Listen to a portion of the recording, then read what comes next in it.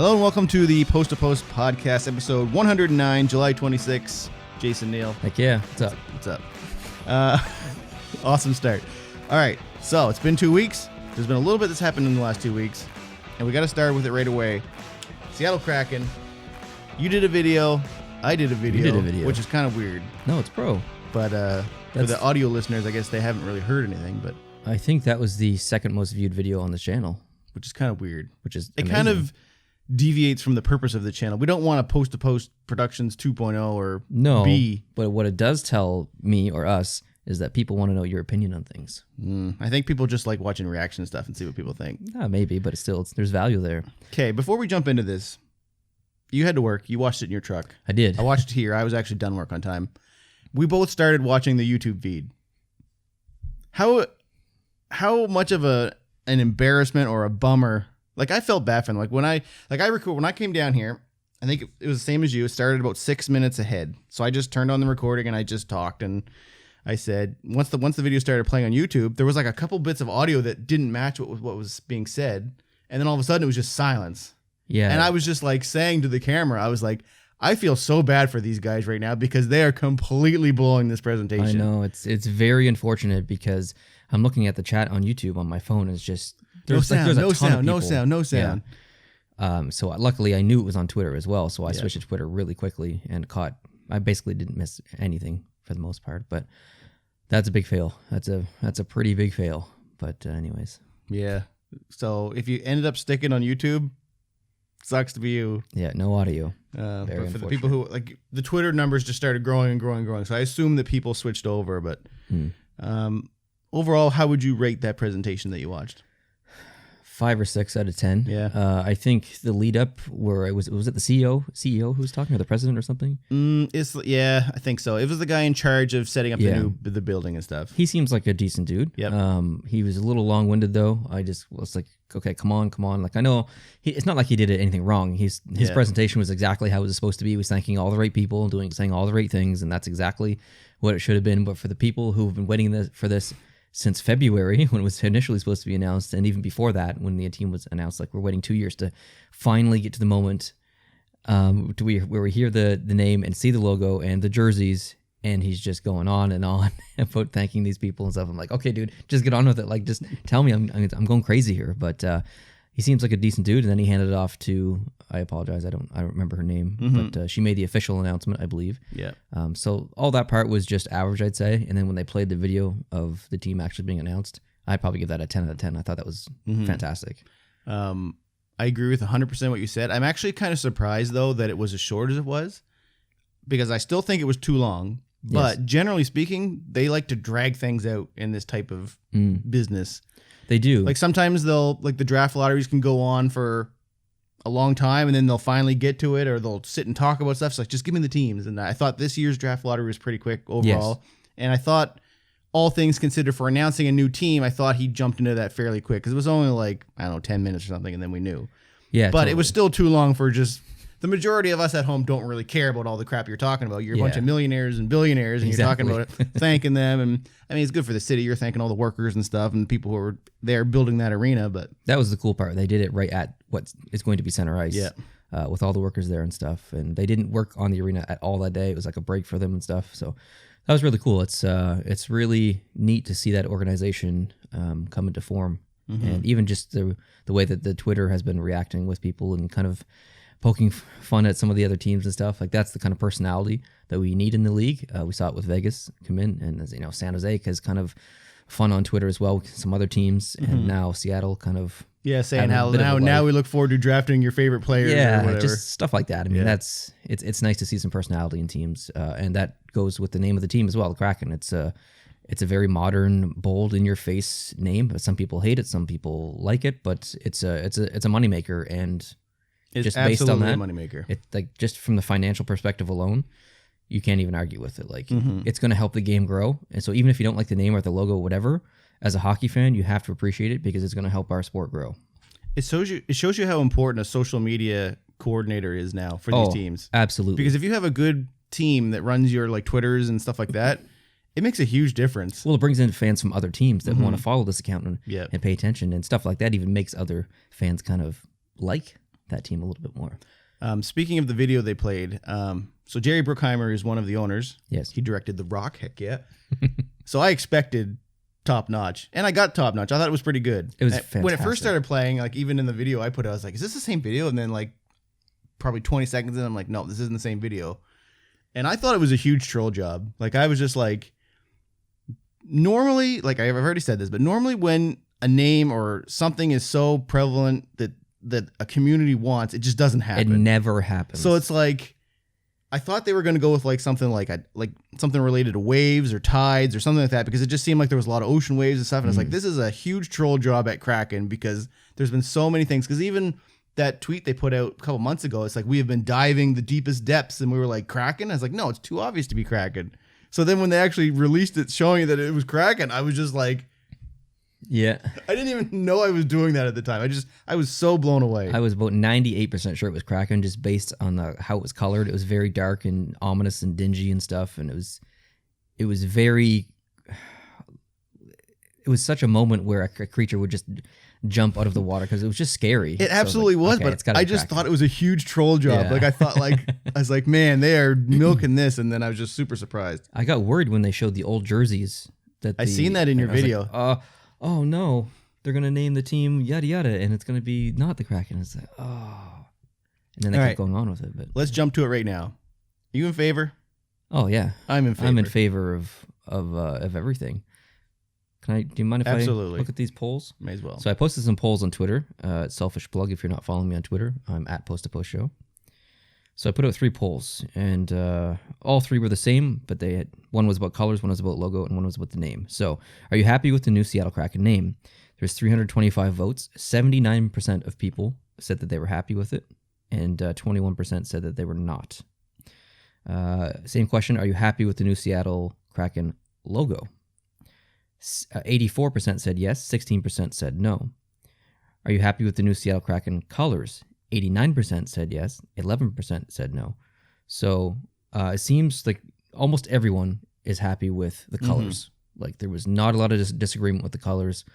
I think it's because it's unique. No one else uses that specific color combination in the rest of the league. So are you surprised the red wasn't prevalent as we might have thought it? I thought it might be a little bit more prevalent, but I honestly kind of like how subtle it is. Oh, absolutely. Yeah. Like when you see the jersey concept pictures, it looks really good. It looks fantastic. Like, I don't buy jerseys.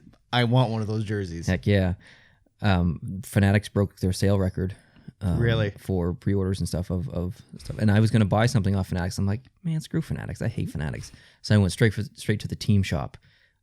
The official Seattle Kraken team shop, and I bought something there, pre-ordered there. So screw you, Fanatics. Just like Macklemore says, $40 for a T-shirt. Yeah.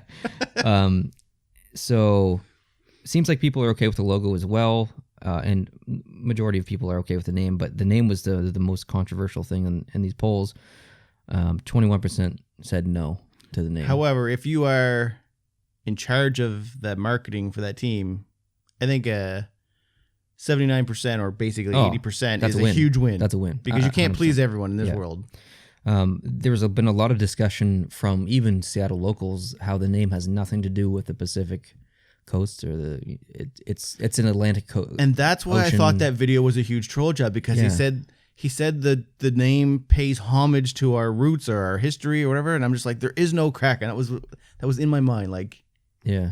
And then they played that video. I was like, this is a huge troll job towards Kraken. And then I was just like, what? Well, I didn't know this, but I guess it's an Atlantic Ocean mythical creature, not a Pacific Ocean. Well, that makes sense. Creature. So it really doesn't have anything to do with Seattle specifically or the West Coast. Maybe I'm wrong there, but that's what I read online. So you have to believe everything you read online, right? Absolutely. Yeah. So, anyways, the majority of people are happy with the decision. It's going to be really cool to see their third jersey come out in the next 2 or 3 years. I assume it's going to be red, using that red as the primary color. Maybe not, but yeah, pretty cool. If you were the head of the graphic department, what would you go with? Would you go with a creature? Would you go with eyes? Would you go with? There's so much potential. Like there is an unbelievable amount of potential with the name and the colors. Like I would go with a creature. Mm-hmm. I would too. I've seen some concepts. Yep. I love logos and they look brilliant. So I think we're going to get something pretty intense as the third jersey, and it's probably going to be the best looking logo or third jersey or alternate jersey that the NHL has ever seen. So it's going to be exciting, but we're probably not going to see it anytime soon. Probably not for, I mean, they start playing in 2021, 2022, which means we won't see it until 2022, 2023 at the earliest, probably. So we're a ways away. All right, let me ask you a hypothetical question. Okay, first of all, are you more happy with this branding than the Vegas branding when the Vegas branding was announced? Yes, because no one really cares about the team being called the Golden Knights outside of Vegas, and even the people in Vegas, like the name doesn't really mean that much.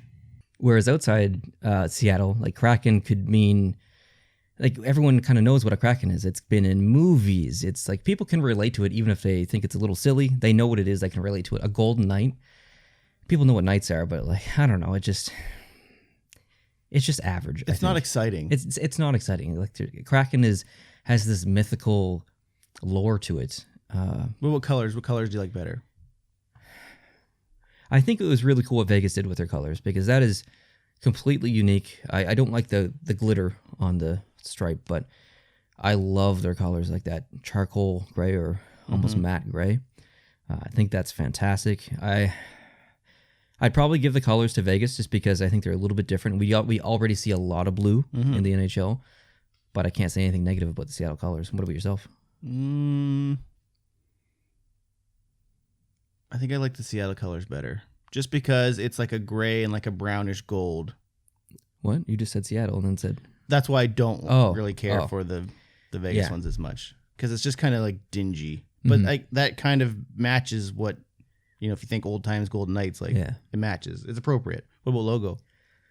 Oh, it's Seattle all the way. Yeah. I was never really a big fan of I think the biggest issue I had with the Vegas decision is that there was so much potential there for other names. And even if you did choose Golden Knights, there's more potential there for the logo other than what they use. I've come to really like the logo, but there's so much potential there they just kind of missed out on. Do you think the people that don't like the Seattle stuff now, do you think they were also people who also didn't like the Vegas stuff? Do you think they're like hard to please people, or do you think these are genuine? I'm not sure. They could have done better things. I'm someone who didn't like the Vegas stuff when it came out. I made a video. I traveled to a funeral in BC at the time when it was announced, and I remember waking up in Victoria, BC, in the hotel and filming a video. This was back when the channel first started in 2017. This was February 2017. It was less than 2 months old, and I remember making a video talking about the Vegas jerseys and logo and stuff and saying I didn't like any of it. And over time, I came to really like it a lot. Later that year, we started to become a pretty big fan of Vegas right away when they started to win some games, and I saw their team structure and stuff. And then less than 6 months after that, I was in Vegas watching a playoff game. And so I come to really like the Vegas stuff a lot. But so I think that there are definitely people out there who don't like the Seattle stuff now that will come to like it a lot, especially the people who are living in Seattle and are unhappy with the name. In 5 years, it's not going to matter because it's not going to be weird to say Seattle Kraken. It's just going to be a normal thing, just like Vegas Golden Knights. Yep. Agree. Well, I think that pretty much sums up. Like you had a 10-minute video. I had a 5-minute video. Is there anything else you really want to say to it? Or? No, I don't think there's much more that we can say. Obviously, there's going to be a lot of images and stuff coming out of the arena in the next 12 months that we can talk about and go over. And there's going to be more news as well. We're probably going to see the official white jersey released as well, because I think there was just maybe a very 2D concept of it from Adidas or whatever. I think they're going to have a killer on-ice presentation before games. It's going to, like some teams do it really well. Vegas does it really well. San Jose does it very well. I think it's going to be above and beyond both of those by a long shot. It's going to be unbelievable. I think it's going to be extremely technological. Yes. Because A, Microsoft's in Seattle, so Seattle's got a little bit of a tech roots in it. B, Jerry Bruckheimer, like I said, is a movie director, visual effects. Oh, yeah. Like, I expect big things. There's going to be a lot of fog. There's going to be some tentacles. It's going to be dark. It's going to be loud. I don't know. I think it's going to be awesome. Yeah, their merch is going to be unbelievable, too. Merch is going to be through the roof. Their mascot's going to be really interesting. Like, it's going to be intense. I don't know what the mascot's going to be. I don't think it's going to be a Kraken. No, it's not going to be a Kraken. I think it's going to be maybe like a pirate or something like that, or like a fisherman, or I don't know, someone. the opposing person that would defeat the Kraken. I don't really know. Hard to say. That's the thing. There's so much potential, right? Yeah. So, yeah, we'll keep an eye on it. Okay, so today is move-in days for players in Toronto and Edmonton. And before we get into that, I want to say that I was actually impressed by something. So we haven't done a podcast in 2 weeks now. So not last week, but the week before, which would have been the first week after our last podcast. The NHL only reported 2 new cases of COVID when players started going to training camps, which is actually really low. I'm actually surprised by that. I am too. Like when you compare that to other leagues and stuff, like yeah, you had some players that were quarantining and, at their home cities, but there was a lot of players that were still away that had to come back in. Really surprised by that. That's actually good news. I would have never predicted. And then the last update, which was last week or a few days ago, is 0. So right now things are looking good. So today's the big move-in day. We hope that daily tests start today. Yeah. They're cut off from the public today, so we just hope those numbers stay low. And there are some players who had COVID-19 and have recovered from it. Yeah, like Corey Crawford. Just yeah. talking about it. Yep. Yeah, he joined the team. So that must be weird, not only for him, knowing that he's already got it, and I guess technically could get it again, as what we know. It seems like it, yeah. But his teammates as well, how they will treat him. Obviously, not going to treat him weird, but it's it's a sensitive kind of topic and stuff. So it's going to be interesting. So I don't expect numbers to be 0. It'd be amazing if they were. I think nobody's expecting that, but as long as they keep them really low and catch it quick, like, with daily testing and then reporting those tests within 24 hours, which they have to do. I don't know. I hope they stay on top of it. And it seems like they get their crap together. I will say that. You know what's really unfortunate is that there's some really good documentaries in the NHL, specifically around like the Road to the Cup. I don't know if it was HBO. It wasn't HBO. It was someone did one a couple of years ago, and some of the teams even do theirs now on a yearly basis. It's really a shame that we're not going to be able to get that through this experience, because I think personnel is limited in the bubble and stuff. So there's not going to be a bunch of cameras in people's faces and stuff, and behind the scenes, speeches by coaches in dressing rooms and stuff. Conversations about how the players need to be like. I want to know this stuff. I want to hear this stuff, and we'll never know other than what we're told in the future. We won't be able to see it, which is unfortunate. Yeah, it's just going to be documentaries where they interview people and they talk about it. Yeah. Instead of just actually having, because it seems like nowadays there is a lot of old behind the scenes footage that they're using to create modern. Oh yeah. Which is awesome, but you're right. And this is something that would be really interesting to see. It would be like incredible. How players are handling, like people getting mad about stuff or things they're not happy with. Okay, so in Edmonton, there's going to be 3 hotels now. Apparently, it was going to be 4, but the last thing I read on AHL that was posted yesterday, it says 3. So I don't know which is true. It's either 3 or 4. In Toronto, there's 2. I already said once they're in the bubbles, they're not allowed to interact with the public anymore. Daily tests. The practices are closed to the media. So the media that are allowed in the bubble, which is very few of them, they're not allowed to go to the practices. I think that's fine. Yeah. That's whatever. Yeah, that's fine. And then I have the exhibition games will be held this Tuesday through Thursday. And if you want to jump into that. Yeah, I just have the full schedule here. So Tuesday is when they start, like Jason said, that's July 28th. The first game is Pittsburgh versus Philadelphia at 4 p.m. That's Eastern. All these times are going to be Eastern. And as we go through this, you'll see a trend, but there's a lot of rivalry matchups here, which is an interesting decision, I think. I don't know if I would have chosen that for exhibition games, but I'll tell you why afterwards. But the game after that is Toronto versus Montreal. That's at 8 p.m. Edmonton versus Calgary, that's at 10:30 p.m. So there's only 3 games on Tuesday. Wednesday, there's a lot of games. Actually, there's 6. Tampa Bay versus Florida at 12 p.m. Colorado versus Minnesota at 2:30 p.m. Carolina versus Washington at 4. St. Louis versus Chicago at 6:30. The Islanders versus the Rangers at 8. And Vancouver versus Winnipeg at 10:30. If we move over to Thursday, that's July 30th. Nashville plays Dallas at 4. Boston plays Columbus at 7. And Vegas plays Arizona at 10. So, well, I find 2 things interesting about this. The rivalries, like Toronto, Montreal, Pittsburgh, Philadelphia. I don't know if I'd want to put 2 rivals together because I think intensity would maybe be a little bit too high. I would prefer to see the teams play. Like, I would rather see Pittsburgh play, I don't know, Florida. Like, there's not really a rivalry there. Yeah. Just an average, low-key kind of exhibition game. But anyways, maybe that's the wrong opinion. Maybe they want to play rivals, so the intensity is high, so they are prepared to. So maybe there's 2 sides of the argument. The other thing is that there are play-in teams playing teams that are already guaranteed, like Boston versus Columbus. Yeah. I don't know how I feel about that. I feel like maybe the play-in teams should only play the play-in teams, and but maybe Boston shouldn't play Tampa because they're probably going to end up. Well, they're going to have to play Tampa. So that's a good point. It's complicated. I trust the NHL. I'll just say that.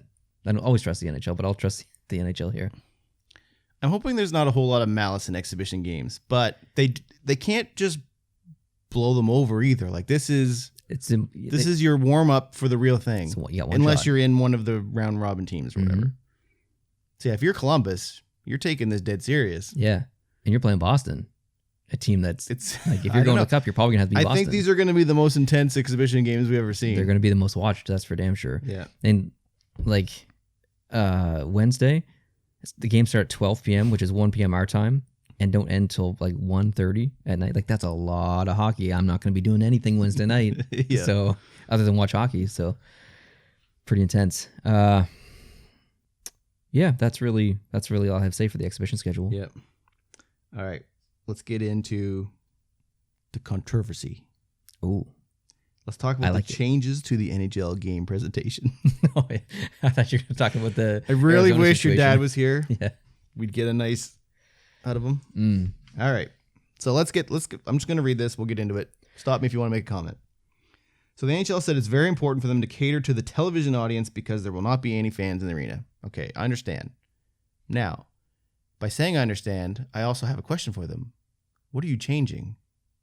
What are you doing to cater to the television office or audience? Because A, when there's fans there, my television audience or my viewership of the television product is not hindered by having fans in those arenas. That's correct. I don't look at the games regularly and say, hey, if these fans weren't here, you could put up 10 giant screens around the rink and I could look at whatever I wanted to look. Exactly. Oh, wait a minute. No, I can't because you have 30-some camera angles and I can't actually look at a static image for more than 6 seconds. So this isn't catering to the television audience based on what they want. This is catering to the television audience based on what they think that we want. That's right. Which is the wrong way to do things. We've been saying that for a decade. It's I don't, what's their title? The producer. It's the producer of the broadcast trying to take it to the next step, which it doesn't need to go necessarily. You don't need to modernize this. So I'll agree with that statement in a sense where, yes, you should cater to the television audience, but that does not necessarily mean we need a full rebuild of what exists previously. Sure, maybe there are some tiny tweaks you can make that actually make it a little bit better, but those are things we've already talked about, and those are generally talking about making things more simple than more technical. That's correct. All right. So next point. Rather than taking advantage of virtual fans or cardboard cutouts, the NHL has decided to do something that caters to the fans at home, caters to the fans that are enjoying the television experience. So again, you pause and you say, okay, I'm listening. I'm not opposed to this yet, but I'm concerned. Yeah. All right. So Steve Mayer, who is the Senior Executive Vice President and the Chief Content Officer, these are some quotes by him, which is what will be the meat and potatoes of this. He said, rather than taking advantage of virtual fans, cardboard cutouts, putting teddy bears in the stands, we've decided that we're going to do something that caters to the fans at home, fans that are enjoying the television experience. We want to educate them. We want to entertain them. We want to visually excite them.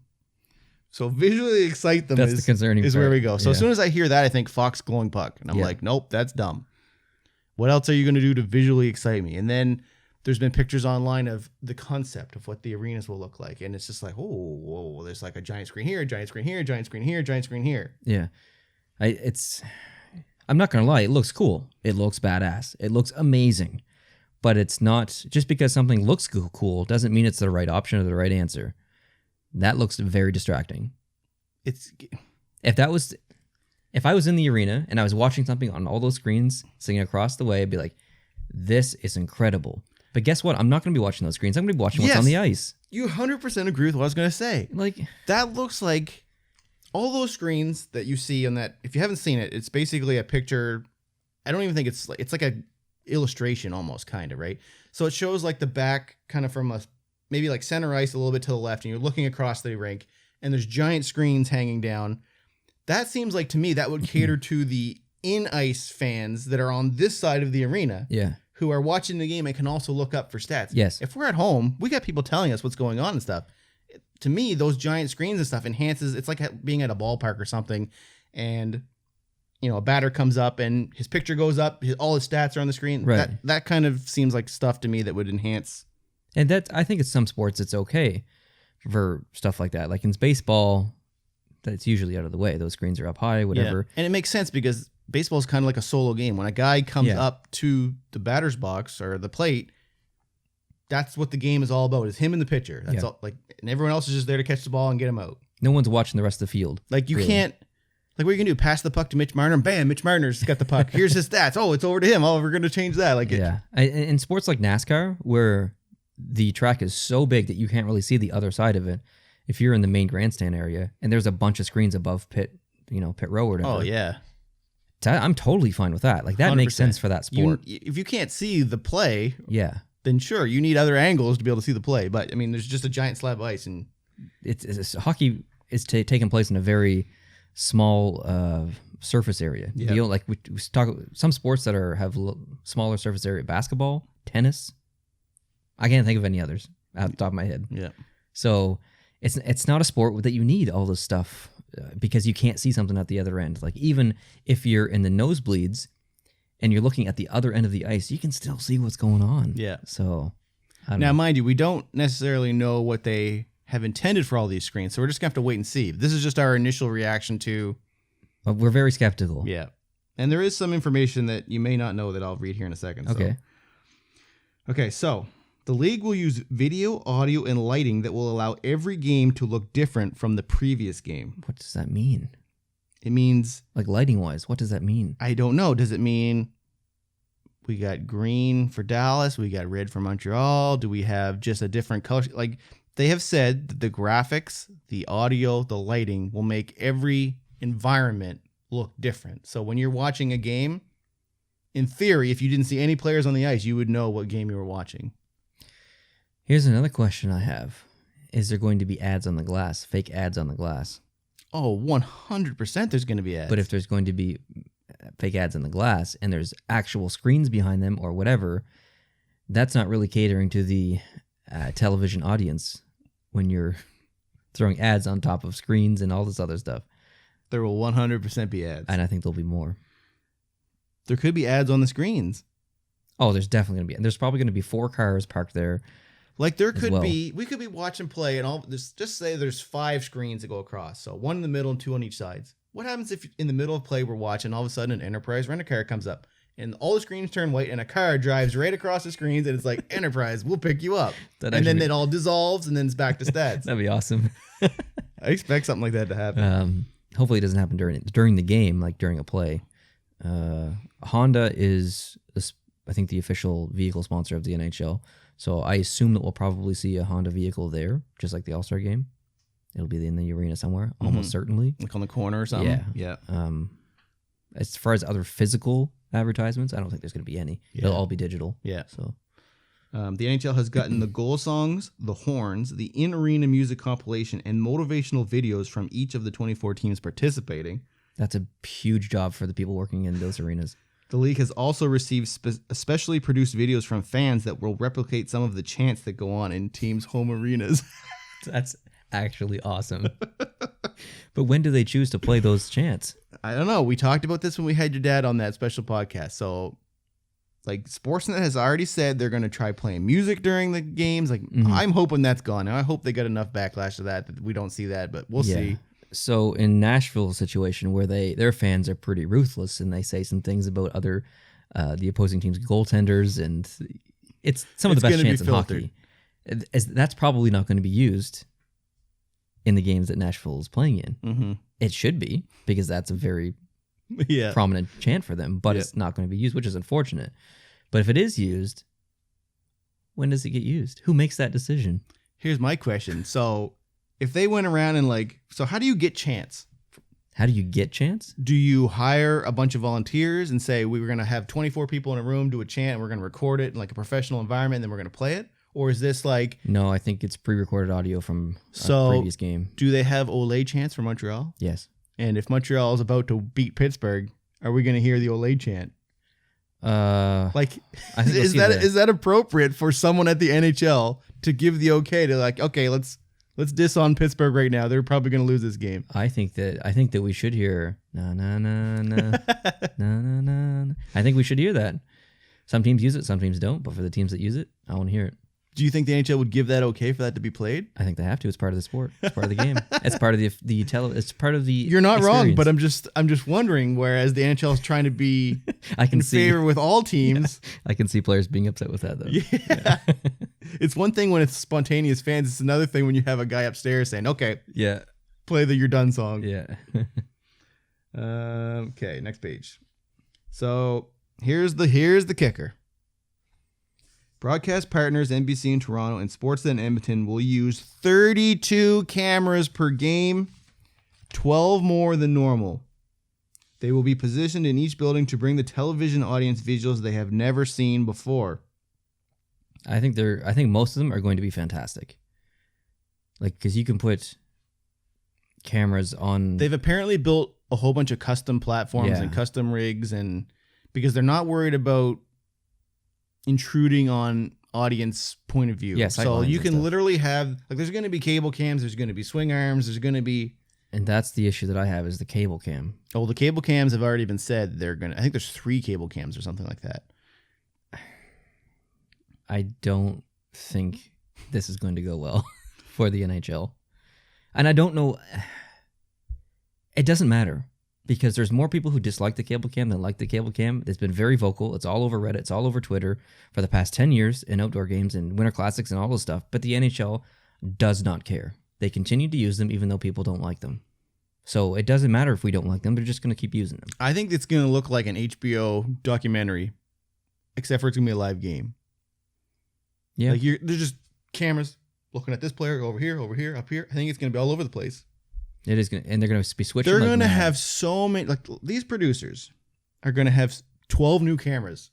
Ooh, shiny new buttons I can press. Yes. Let's press this. Let's press this. So for the first couple games, they're going to go way too crazy with it. Oh, yeah. And they're going to have to be told to tone it down. I'm hoping they get that out of their system in the exhibition series because those cameras are there. We already know that the presentation, like the graphics and the colors and all that, they're not doing that for the exhibition games. Those are being saved for the playoffs because those are special. But the cameras are in place. So get all your happy buttons out of the way in those exhibition games. Because it's going to be bad. I don't want 32 different buttons being pressed all the time. Yeah. And I will make a video about it and I will complain about it. Because I got nothing else to do. All right. Here's one for you too. The league has partnered with EA Sports to use its library of in-game sounds to mimic crowd noise. I don't play the NHL games enough to probably give an educated opinion about this. Okay, well, answer this. Do you want fake crowd noise or do you want to hear? I don't want no crowd noise. Do you want to hear what the players are saying? Yes, me too. Don't play music. Don't play crowd noise. Don't play music for your graphical overlays. Put it on a delay, which I think they are.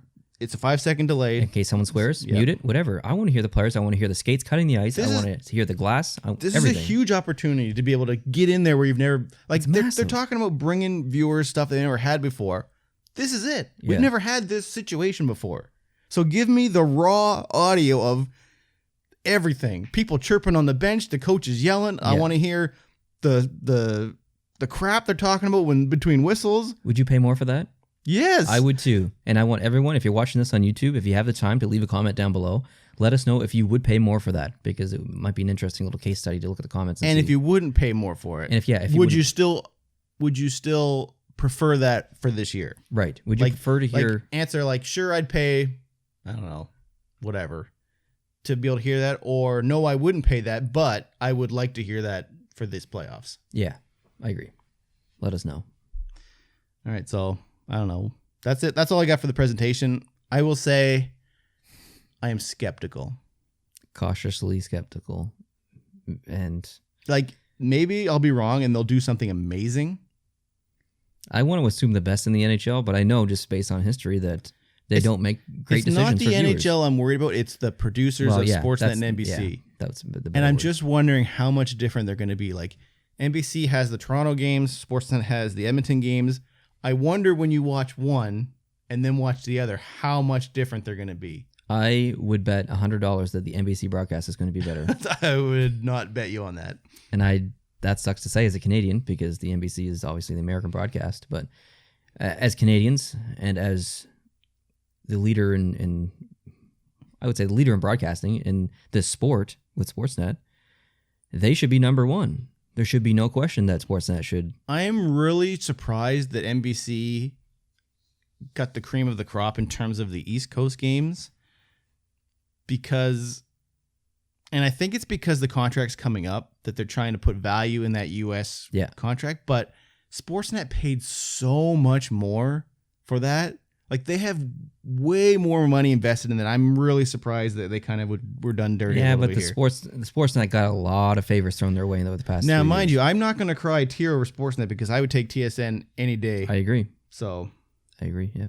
We'll talk. That's the end of that. All right. So let's talk about John Tortorella because anytime I see a John Tortorella quote, I got to put it in my notes. Definitely. So John Tortorella is not happy right now.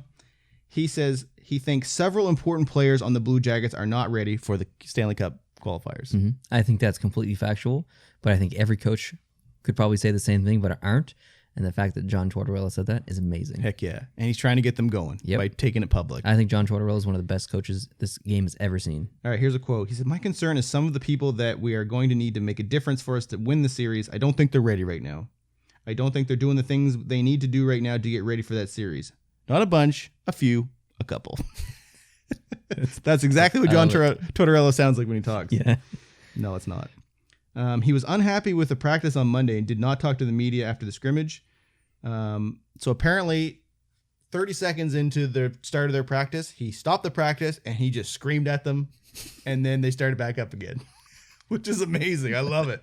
That is actually awesome. What the frig are you guys doing? We got a game coming up in a week. Get your crap together. Good. I think in a time like this, when you're coming back after not doing anything for the last 3 or 4 months, that's needed. Would you say they're the underdogs against Toronto? Absolutely. I would too. Yeah. So they have to be, and he even said they're not a team that flips the switch and just turns it on. They have to be ready. Oh, yeah. They don't really have the decision to flip the switch. Yep. They are a team based on structure and depth, and as long as they play their game, they'll do well. Like they need hard work and just grinding it out. Yeah, that's their whole system, that's a winning system. Yep. So Toronto better be ready, even though Tortorella doesn't think his team is. Yeah. And you're right. It's probably happening everywhere because who knows what. I'm sure there's players that are in super shape because they've just been at home and there's nothing else to do other than to pump the weights. Well, Chara is a machine. Yeah. A physical machine. Did you hear what he said recently? About not wanting to retire? He has no intent. He's not even thinking about retiring. He's 43. That's intense. That's amazing. I don't know how I feel about that. As a Boston fan, you probably have mixed opinions. There is value in him because he runs the room, and as soon as new people come into that room, they know what's up. Yeah, he's also an authority on the ice as well. Yeah. Like he's not afraid to push some bodies and he around. Gets along well with the refs. He does actually. Like there's a lot of crap he could be called for, and they just like 9 times out of 10 they're like, oh, this guy's 7 feet tall. Yeah. He's always talking to them as well. So I'm okay with him from that. I'm okay that he's got a big stick. Mm-hmm. That's what she said. But I'm not okay with the common knowledge now that don't try to go by him, just shoot the puck by him and skate around him because he can't do anything. He's not really a hard player to play against like he used to be. Yeah, he's still strong in front of the net. Like he's going to push you around and he's not going to get a penalty most of the time. Like he's going to be cross-checking you, and a lot of people really hate that. Yeah. But I would also like to see Bergeron become the captain of the team. So I'm okay for when the day that Chara goes. He's already done his learning to become a real estate agent when this is all over. Wants to be. Yeah, he's already done the training. He is a certified real estate agent. He's ready to do that. He'll probably freaking sell real estate to celebrities. Oh yeah. So I don't know. I'm okay with it for another year. We'll see how he plays next year. All right. He's in really good physical shape. So yeah. He can definitely do it. He kills the camps, like training camps. Oh, yeah. He's the one to beat. And like you said, he's 40-some years old, so it's kind of intense. It's impressive. Yeah. All right. Let's talk about the jersey you're wearing. Let's do it. Let's talk about John Chayka. John Chayka. I don't know what the proper pronunciation of it is. I'm going to call him John C. John C. John C. John C. Is that from a movie? Denzel Washington? I was thinking Pocahontas. Pocahontas? That's John Smith. Oh, yeah. John S. How do you know that? Man, you don't make fun of me for bringing up Pocahontas for the win. And then you know in that I can't remember my wedding, but I remember Pocahontas. All right. So, yeah. So I was telling Neil before we started this, I went on YouTube and I looked up John Chayka, and I just clicked on a bunch of different videos to see how people say his name, and they say it both ways. So I don't actually know what the proper way is. So if you know, leave in the comments. Yeah, and they're literally just gonna type his name. This is his name. Heck yeah, that's pro. Leave it. Like if you do leave in the comments, try to like, what do they call that? Like phoneticize it, like spell it out with hyphens as if how you'd spell each part of it. Yeah, sound it out. Chayka or Chayka? Yeah. I don't. Okay, this is an amazing segment. This is okay. Let's move on. All right, so it sounds like he is no longer the GM of the Arizona Coyotes. So, okay, so let's talk about how this happened. So Elliot Friedman is reporting that he was not at the team scrimmage on Friday, and a few of his sources have told him that his office has already been cleaned out. Yes. So he took all the stuff and he's gone. Yes, and he's not responding to any. All of the responses to the team about is he still the GM are no comment. Yes, which basically means no, because if he is, then yes. Yes, and he's not responding to any messages or anything either. So, okay, so apparently, when this really came out, was Taylor Hall had a dinner meeting with the new owner and the new president, and Chayka was not there. So that made people think like they were seen out at a dinner meeting. So like, why is your star player having a meeting with ownership but the GM's not here? So that's when the questions really started happening. And I guess other agents have been having talks with the team about their players or their clients, I guess, about re-signing and stuff like that. And John Chayka is not part of any of those discussions either. Wow. So it sounds like he's out. Do you have any other information other than that? I do. So apparently, during the pandemic, is this what you're talking about? Yeah. They were asked to give permission for him to talk to someone about an opportunity. A lateral move. Yeah, a non-lateral move. Oh, a non-lateral. Oh, I read lateral move. No, this was a non-GM position. Yeah, but I heard it was a lateral move, but not a GM position. So yes, I heard it was not that. So I don't know. I guess nobody knows. Well, at least the two of the guys in front of this camera right now. Okay, so here's my... Okay, we'll get into this. We'll talk after, okay? Let's do it. So it was not a move to go to another team for a GM type job. Right. So by that, what do you mean? Like you thought it was a president move? Yeah, or, like okay. it was a lateral move, still remaining in a management position, but not in a team management. Yeah, so style. The way I read this was it was not another GM job. It would have to be something above a president or a GM job. Yeah, it was. I mean, he's young, but apparently it wasn't to work for a specific team. That's correct. Is what we're going to get into. Yes. So, there's a guy that goes by the name of Craig Morgan. He's been covering the Arizona Coyotes forever. He has some tweets about it, and he said that this was not an opportunity with another team, but it was a professional opportunity over and simply above another job in the league. Yes, I actually heard that it was being part of the NHL staff that deals with all of the GMs. Okay, I got another. I never heard that, but I have another situation to throw you later, which is it's probably not, but I just want to ask you. Yeah. Okay, so according to sources, when it became apparent that he could leave for this opportunity, they stepped in and resisted and said, "No, you're not allowed to go." Which I don't understand. If you're going to give a guy permission to talk, why do you take that away from him when it seems like he could take it? Yeah. If you don't want to get rid of him in the first place, don't let him have those conversations. So what happens there? Because it's his decision to leave. That voids his contract for the next 4 years? If he does leave, yeah, obviously his contract is void. They don't have to pay him out. I don't think he's allowed to be a GM for another team. But they don't have to pay him out of the 4 years. Like no. His contract is... Yeah. I'm assuming that there's probably wording in that about what happens if he leaves, and he would definitely not get paid. And he's got 3 years left on that contract, so he's only 31 years old. This dude is super young. He's younger than us. He's younger than us, yeah. Flip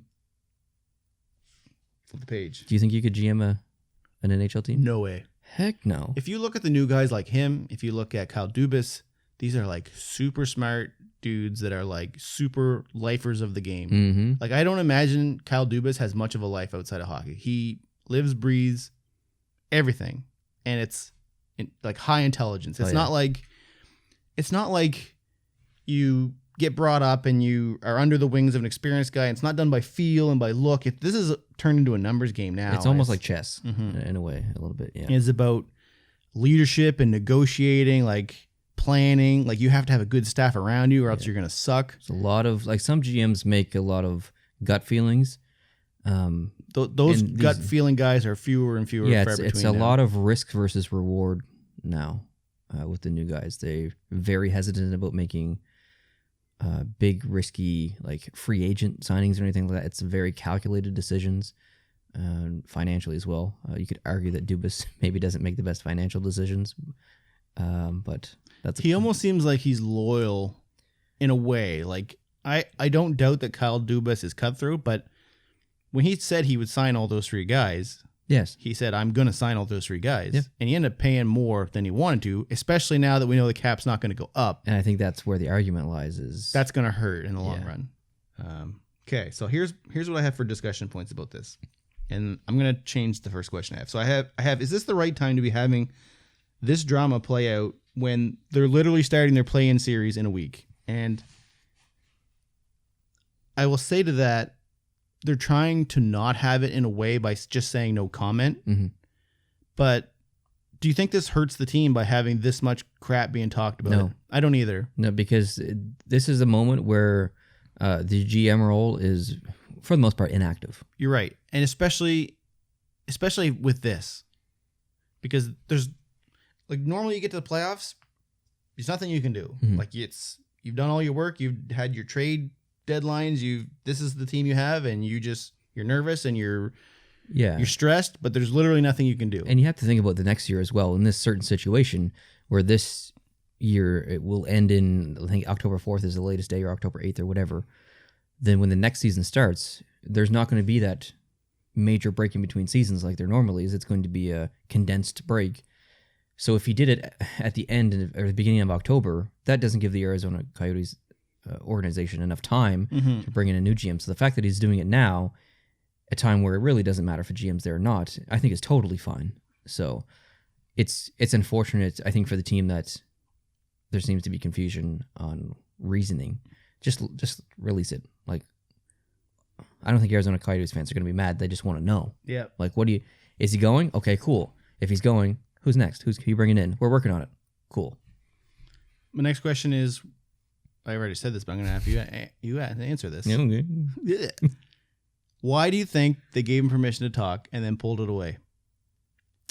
I heard that the owner really, really likes him. He does. A lot. And I don't know if the owner made the decision for him to talk to other teams. I think maybe it was someone else, and when the owner got wind of it, he was like, no, he's staying. So I don't know. I'm assuming that was maybe what happened. And apparently they tried to allegedly come to some sort of agreement where they'll finish out the next year, but they couldn't even get that far. Yeah. Here's my hypothetical for you. Okay. And this is probably a hard no, but I'm going to read this to you anyway. So don't look here. All right. Do you think he could be headed to Buffalo? Case A. 6 weeks ago, Buffalo hired Jason Botterill and had a bloodshedding of the front office. I think 21 people got let go. Did you say hired? No, fired. Oh. Maybe I did. Don't rewind that. But I know you meant to say fired. Okay. He was fired. Case B. 3 years ago, Buffalo reported interest in John Chayka, but he was under contract and Arizona refused to let them speak to him. C. Pegulia Sports and Entertainment own much more than the Buffalo Sabres. They also own the Bills, the Rochester Americans. They own the rink, and they own the hotel complex next door. So in terms of a professional opportunity, he could be working for a multi-teamed enterprise that manages a whole bunch of different teams. That's interesting. Isn't he from that area too? Case D. He grew up 40 minutes from Buffalo in Jordan Station. I think I remember him being from the East Coast. I didn't know it was that close. 40 minutes. So to summarize my question, could joining Pegulia Sports and Entertainment be said professional opportunity? Yeah. I don't think it is, but maybe it's not maybe it's not has. See, I never heard the NHL rumor. This is the only rumor I've seen online about where he could be going. That's interesting. Because it could be the Pegulias, because they've already shown in 2017 they wanted him. They just got rid of everybody, and they could look at this guy saying, this is a 31-year-old smart guy like Kyle Dubas. Yeah. And he could come in in terms of the umbrella to oversee the hiring of all of these different teams to bring all of these different teams to the promised land. I don't know if John's the right man for that, but that is, yeah. I mean, they've got a lot of money, so if they're throwing a lot of money at this dude, more than he would make as a GM, of course he's going to make that lateral move, especially when it's a place where you basically grew up. So if you had to put a percentage on him to join this company, what would you put it at? 65%. Really? I'd put it like 38. I like it. 65%. Yeah. 38. I could have said 40. Okay, I'll go with 40. But we'll probably have to know pretty soon because Buffalo's, they're in a situation where they've got 3 months till they probably need to make a decision of every one of the positions they need to fill. So I don't know what kind of role he would have if he, I don't know, but people are talking about it. Like this was reported on, I think it was a Vancouver website actually reported this. Wow. That's impressive. So, kind of random. Anyways, the only last thing I have is the upcoming games on Saturday. So the play-in round starts on Saturday. What the hell? So, but between this podcast and next podcast, there's going to be 5 games that matter. There's also games on Sunday, but chances are by the time we film, those games will not have happened yet. So, this is pro. We have 5 games that mean crap between now and the next podcast. I have a question. Did I type something wrong? No. Okay. You owned it. Are you going to watch these games? Yeah. Are you going to watch all these games? Probably not because there's too many. What do you mean? That... I mean, you're going to flip back and forth once there's a couple of games on at the same time. As you mentioned before, this is a 1 o'clock for us that starts at 12 with New York and Carolina, so Eastern time. And then the last game, Winnipeg, Calgary, starts at 10:30, which is 11:30 our time. Yeah. Which means this is a 1-to-1 day. So, I don't know. Maybe we could do it. Do you want to live stream? I mean, we could. The whole day. How do you do the games that overlap? We just have to switch back and forth. Like the Chicago game in Edmonton starts at 3, and then an hour later, Florida and New York are playing. So that's switch back and forth. And that, how long's the intermissions? I assume it's going to stay 18 minutes. Oh, I think that's a mistake. But because it's to give, the intermissions are not for the fans, even though they kind of are for bathroom breaks and stuff. But gotta get that liquor out of your system. But that would be intense live stream though, from 12 p.m. I mean, we could. That'd be an over 12-hour live stream. We could do it, or we could do part of it. I don't know. We'll have to talk about it. But if we're doing something like that, then maybe. Yeah. But yeah, that's a 12-hour day of non-stop hockey. We might need food deliveries.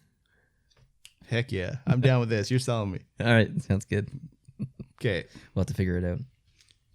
Would people be interested in watching that? Yeah, let us know. Obviously, we can't show the game for copyright reasons and stuff. We can't even allow you to listen to the audio, but we can watch it with you. You can watch it with us. We could be a second screen type viewing. You're watching your main screen, have us on the side. Let us know your thoughts during the game, yada, yada, yada. Maybe join a bunch of other people. Yeah, it'd be fun. Is that all you have? That's all I have. All right. Like I said, so let me say one thing first. So Neil is doing series previews on the main channel, Productions. Oh, right. So I did not include that in our podcast, which honestly speaking would have been the meat and potatoes of the podcast. But there's no reason to do it twice if you're already doing it over there. So if you want to see the previews, go to the Productions channel. The Montreal Pittsburgh one is up already. Yeah. It's like, how long is it? Like 12 minutes or something? 12 minutes. It's not too minutes. It's more of a deep dive into... Yeah, and it's not even really a deep dive. It's like, these are so hard to predict and talk about. I mean, it's pretty decent. You have a good breakdown. It's decent, but we can talk about a little bit, because I want to know your opinion about some of these series. So I won't go super in depth. So how about this? We'll talk about them. We'll do a little preview right now, and we'll maybe give predictions, and then for the deep dive, check out the individual videos. Yeah, totally. On your channel. Yeah. Okay. So Calgary and Winnipeg. This is such a tough series for me because it's two Canadian teams that I actually like. I genuinely like both of these teams. I don't like that they're playing each other first round. I don't like it either. As a Canadian, I don't like it. But it's tough to pick a win, like just to pick a winner as far as who I want to win and pick a winner of who I think is actually not for me. Win. I have it. You think Winnipeg's going to win? I think Winnipeg's going to lose. You think Winnipeg's going to lose? I want Winnipeg to win. I think Calgary's going to win. I actually think Calgary's going to win as well, and I think I want Winnipeg to win. There's no thinking for me. I don't really like Calgary. I don't know why either. See, I don't like Kachuk, and I think that's why I don't like Calgary. And I don't know if that's fair or not. I don't like Gallagher, and I don't like Montreal. Wait, this is about Calgary. I know, but it's kind of like that. I don't really. It's like not him fair either, to be like that because you know what? I won't say I don't like Tom Wilson because I think Tom Wilson's a really good hockey player, but he's also goes beyond the line too much. Yeah. So that's like saying I don't like Washington because I don't like Tom Wilson. That's not fair because Washington has a whole bunch other than Tom Wilson to like. Yes. And Calgary's the same way. Well, would you want to have him on your team, Boston? Who, Tom Wilson? No, Kachuk. Probably not. Gallagher? Yeah, probably not. Oh, come on. Tom Wilson? Yeah. Oh, you think Tom Wilson is a better valuable teammate than Gallagher or Kachuk? Heck no. But I don't know why. Like, I can't explain that. Like, Kachuk is just a mouthpiece, and Marchand's the same way, but... Yeah, but he's so smart. I know. Like, he There's just something about him that I just don't like, and he knows how to get under people's skin, and he knows when just to ignore them. That's why he's good. Like, he's brilliant. Like, that's why he's good. And maybe if I had him and it was working for us, I would like it. Like, I haven't seen the positive personality of Kachuk. I've only heard of the crap he's done. And maybe Marchand's like that for some players too. Maybe people who don't follow Boston just see the crap he does and like, this guy's an idiot. But Marchand's actually a really good player too. He is phenomenal. Same with Kachuk. He's a really good player. I don't know. I know I'm not fair on that. It's bias, and I don't want to have it, but I do. So, and just, I'm down with the whiteout. There's going to be no whiteout this year. R.I.P. whiteout. So, anyways, all right. I think Calgary's got it, and I think it's fairly quick. I think Calgary is going to win also. How many? I think you're right. I think it's quick. It might be a sweep. I'm hoping Winnipeg wins one. Now, if Winnipeg does win, heck yeah, I'm pumped for that. Yeah, totally. Absolutely. Okay, Nashville and Arizona. This one's tough for me as well because both teams have been really inconsistent this year. This is one series I really don't care for. I'm not gonna lie. I feel the same way. And no offense to the fans of those teams. I don't have the pump I used to have for Nashville like a couple years ago. That was pro. When they were doing their playoff runs, heck yeah, Nashville was happening. Yeah. That's done with now. Nashville's just whatever. Yeah, I'm kind of rooting for Arizona here just because it would be nice to see a little bit of life in that organization. Mm-hmm. So I will be rooting for Arizona, but I think Nashville's going to win. You? I think Arizona should win. But I don't know if they're going to. I'm. You know what? I'll say I hope they do. And if I had to bet money, like a quarter, I'd put it on Arizona. Cool. If I had to bet any more than risky. A quarter, I'd walk out of the room because I'm not. Okay. Next series, which I think is going to be the most underrated and interesting series in the entire playoffs. Edmonton versus Chicago. I think Chicago's going to win. I also think Chicago's going to win. Now, there's one caveat to that. If Connor McDavid comes out beast mode, like, hey, you didn't nominate me for the Hart? You didn't nominate me for this? Let me show you guys what I'm all about. If he comes out like that, Chicago ain't got the chance. I think he's going to, but I think there's just something special about Chicago this year. There's something unspecial about Edmonton for the last 10 years. Other than Connor McDavid. Yes. Draisaitl, yeah. I don't want to jinx any team, but I know you guys can't see it, but in front of us there's a little Stanley Cup, and for you audio listeners, you definitely can't see it, but on the back of this Stanley Cup, the side that's facing us, there is a Chicago Blackhawks logo on there. There is. Just saying. It could be things to come. Next. Oh, sorry. Who? And how many games? How many games? Oh, if Chicago wins, it's going the distance. Yeah, it's going It's going 7. 5. It's going 2 more than it can. Yeah, I'd say 5. I won't be surprised if Edmonton wins though. But no, I won't either. Vancouver and Minnesota. I think this series is going to birth a rivalry. It could. I think it will. I think there's this series. I don't think a lot of people will be paying attention to it, but when it's over, people will look back on the series and be like, "Damn, that was a good series." It just starts so late. Yeah, I know. 10:30 at night. That's gonna be tough. That's Eastern, which means it's 11:30 our time, which means it's. If they play in that, like, I'm hoping that they rotate the teams through the different time slots. I don't know if they will because they may want to keep it consistent. Yeah, they'll probably keep it consistent. Like say Vancouver plays their first game at 10:30 and then Like, do they play their third game at 10:30, their fourth game at 10:30, or do they rotate through so that, you know what's funny though? These games that are happening at 12 Eastern, that's like breakfast for people out in Vancouver. Oh, You get up at 8 o'clock, have your Fruit Loops, and you're watching hockey. 8 a.m. Yeah. Or I guess 7, sorry, 9 a.m. 9 a.m. I thought it was But still, our time. if you're sleeping in a little bit on Saturday, you get up at 9 o'clock, you pour your Fruit Loops, turn on the TV, and bam, playoff hockey that matters is on. Do you eat Fruit Loops? I love Fruit Loops. I haven't had them in a while, though. I haven't had Fruit Loops in probably 20. Fruit Loops don't have the 25 same years. color anymore because they don't have artificial colors anymore. This is a weird fact. So they're not as like vibrant anymore. They look like they're kind of like, meh. I didn't know that. How do you spell Fruit Loops? I think it's with 2 O's, isn't it? It is. Fruit Loops. It is with 2 O's. Good job. Who's going to win the series?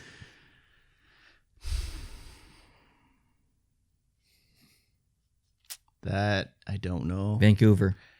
I'm hoping Vancouver. I just don't know. I think they're going to win. I think it's going to go the distance, though. I think Minnesota's probably going to surprise some people. I would rather watch Vancouver move on than Minnesota. I think they have a more interesting team to follow. I do.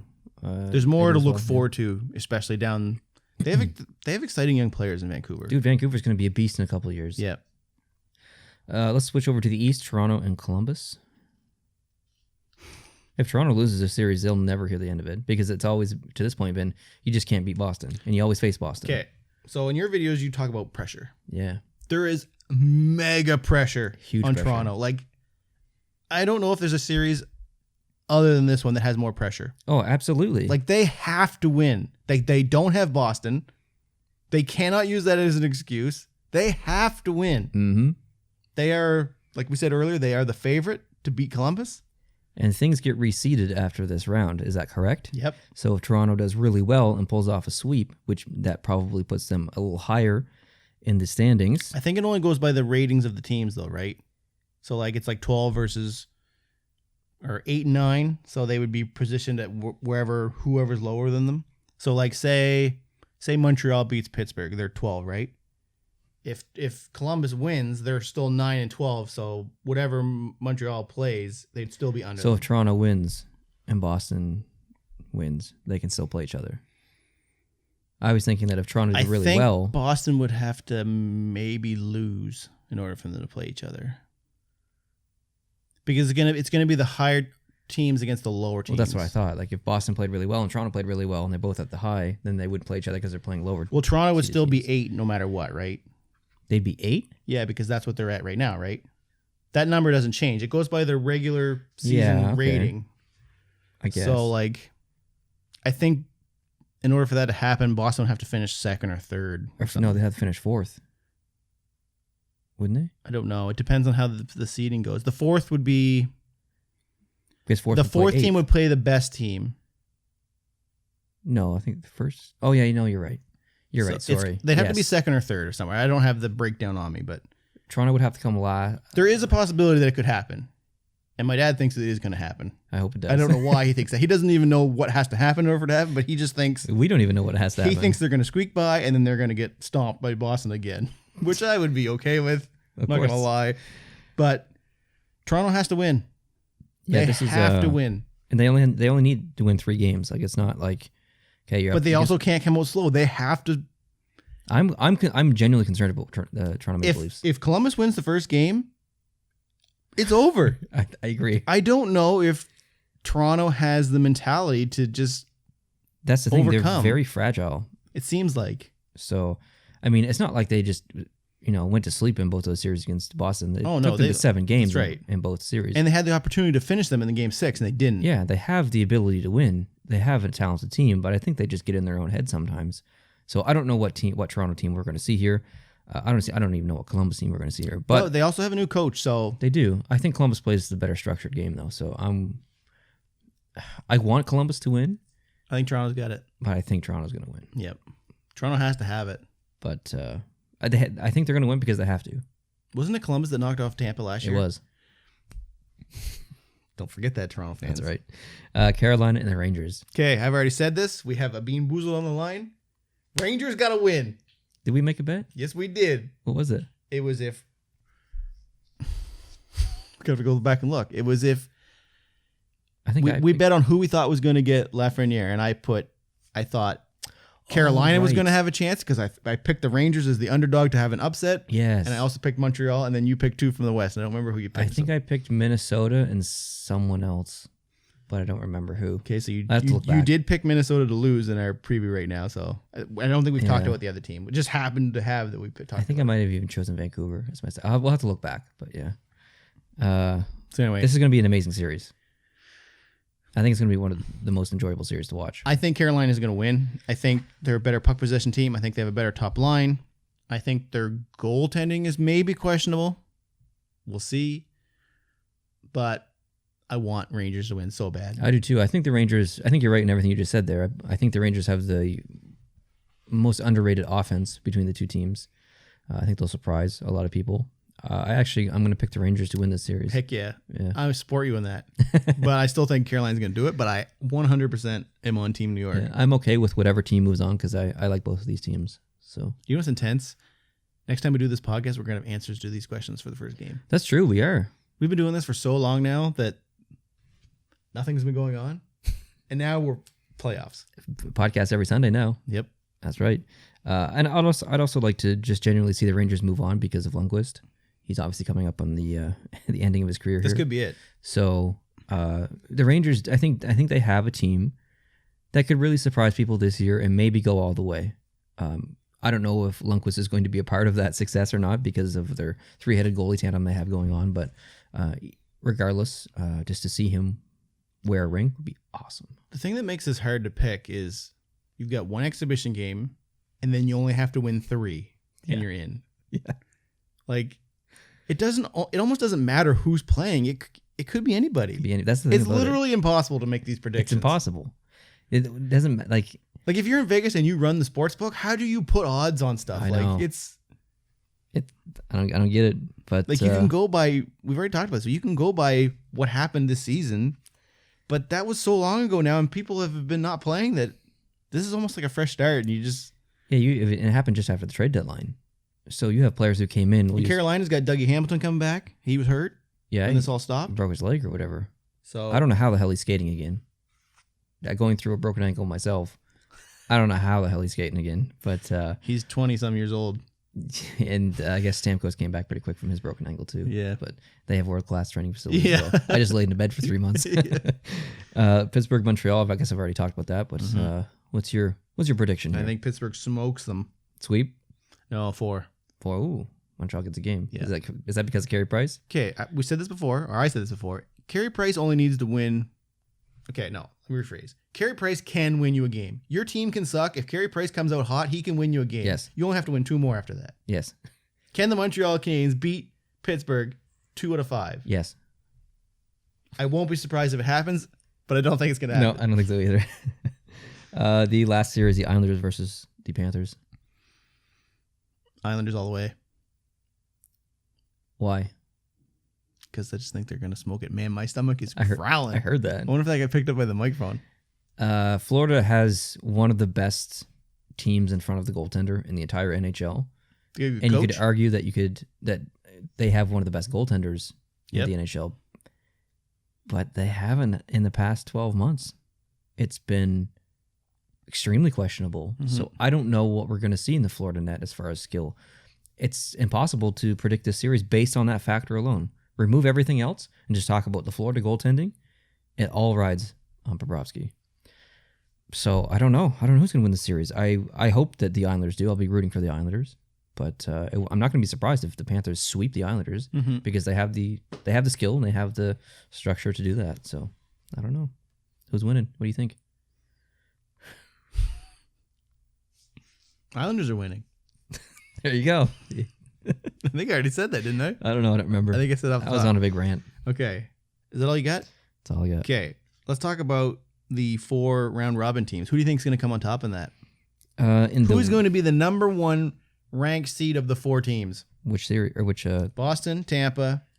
And so we're talking East? Yeah. Philadelphia. What? Yep. Heck no. You damn heard it here first, boys. Philadelphia. I'm telling you right now. Pasternak's back, we think. Pasternak ain't got nothing on Philadelphia. What? Don't sleep on Philly, man. It's happening. Boston should have had a bye to be the number one because they were the only team in these round robin teams that couldn't have been passed by the people under them. Yeah, well, if they didn't lick people, then they might have. But Yeah, but they don't lick people. One guy licks people. twice. Can't be doing that in the COVID era. Heck no, that's done. If anyone licks anyone right now, dude, they're going to jail. That's like assault. Yeah. It could be assault anyway, really. Mm. All right, what about the other side? Well, wait, who are you going to pick? I'm taking Boston, man. You can't pick your own team. Well, I can't pick Philly just because I can't pick my team. You can't give me an option of one or two and say I can't pick Well, one. what about Washington or but Tampa? Here, you can have A or B, but you can't pick A. What are you taking? I guess I'm taking No. B. I didn't give you two options. There's other teams. There, Washington and Tampa. I mean, I'm not going to... I understand why would you pick Boston. I would also pick them, but I'm feeling Philly right now. I'm feeling Philly is last. Wow. I'm thinking, Okay. That's just rude. this is really tough. Okay, The East is stacked. now, I have Philly fourth for sure. The top three, I find harder. Mm-hmm.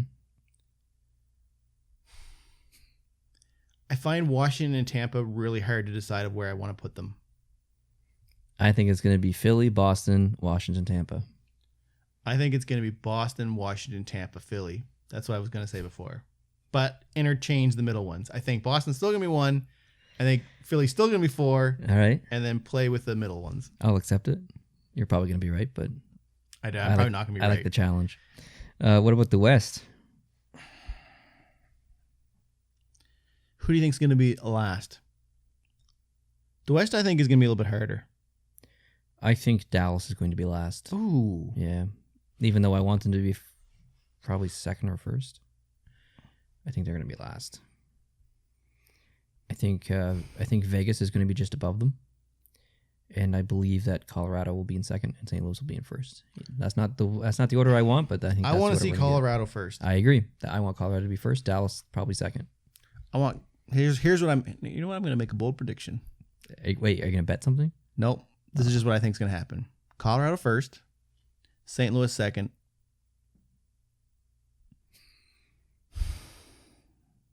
Wow, my stomach is going to town, folks. Is that your stomach? Yeah, you hear I that? thought that was a plane. No, that's my stomach. I'm like super I hungry legitimately now. thought that was a No, plane I'm above. mega hungry now. Wow. So Colorado, St. Louis. I think Dallas is going to be fourth. Okay, so we agree there. All right. I don't think they're as good as the other teams. I think there's just more question marks with Dallas. Yeah. Some of the other teams. I wouldn't really necessarily be surprised if they're one or two, but yeah, I don't know. How do they determine the order of who's 1 through 4? I didn't even. You're only read that. playing a couple games, and I think you're only playing one game each, aren't you? yeah. I think it's probably based on. Does it go by goals? I assume There must so. be a tier of who won, how many goals. The best plus minus as far as Yeah. best goal ratio or best. That's intense. You know what I mean? That could be advantageous to some teams over others too. Oh, dude, Tampa could Yeah. it's going to be like same with Washington. I mean, they have an incredible amount of offensive talent. I don't know, man. It's going to be intense. And a team like Boston, who's playing Columbus, is that who they're playing? I mean, Columbus, you're not going to have to worry about Columbus filling the net of goals. So if you're Boston, you could really ensure your number one spot here. So, do you think the teams that are already in that play each other, so the 4 teams, do you think those games are going to be no. less intense than the other Yes. ones? Yeah. Yeah. Do you think it's going to be more enjoyable? There's a thunderstorm going out there now, folks. It's not my stomach, I swear. I think the most enjoyable games are going to be the ones that have pre-existing rivalries. All right, so if 2 games are on at the same time, which they can't, but just say they were, are you picking the game that matters over the... What do you mean by game that matters? Like, say you're not a Montreal Canadiens fan, but say Pittsburgh Montreal's on, and Boston is playing Philly at the same time, which won't happen. But would you take the game that actually mattered? Over yeah, me too. Yeah, I don't care about the round robin games. To me, the round robin games are almost like extended exhibition games. Yeah, they're in a way. exhibition It's games. just like practice. Yeah, I don't care about those ones. It's almost like a scrimmage. No offense to any of those fans of those teams or those teams in general. Oh no, I mean I'm one of those fans, and there's nothing. Like I've already said, it could be a disadvantage. Yeah, like you could be having these teams that are running in, fighting for their life from Saturday on, and these 8 teams that are up there are not, and then they're going into games that matter against teams that have already been playing games that matter. Exactly. So they're carrying momentum of a series win, and you could be third out of fourth. So you're a loser in a way. Yes. So yeah, we'll see, I guess. But all right, that's all I got. That's it, man. That's it. That's the next time we talk. We will be reacting. Well, maybe we won't be reacting because maybe we'll live stream. But next time we're on this podcast, we'll be reacting to these 5 games that will happen on Saturday, and then maybe setting up the 2 games that will happen on Sunday. Yeah, this is exciting. This is what we want. I mean, we've been waiting for this for 3.5 months. Yep. This is it, man. We're here. We did it. Sports fans rejoice. There's a lot of sports going to be on, not just hockey. Heck yeah. There's going to be more sports than you know what to do with, which is good because there's not anything else on. Are you going to watch any other sports? I might watch a little bit of Raptors. I ain't watching nothing except for hockey. I might watch a little bit of Raptors. Hockey for life. Good. Okay. That's it. Oh, I got to do the outro, do I? Yep. All right. Listen, I appreciate you.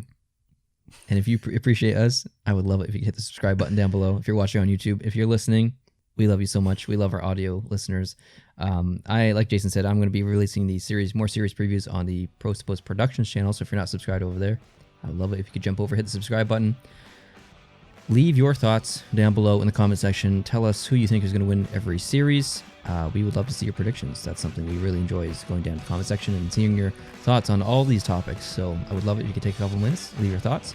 Otherwise, we'll see you next weekend for some very intense hockey discussions and possibly a live stream if we can pull it off. All right. Take care. Adios.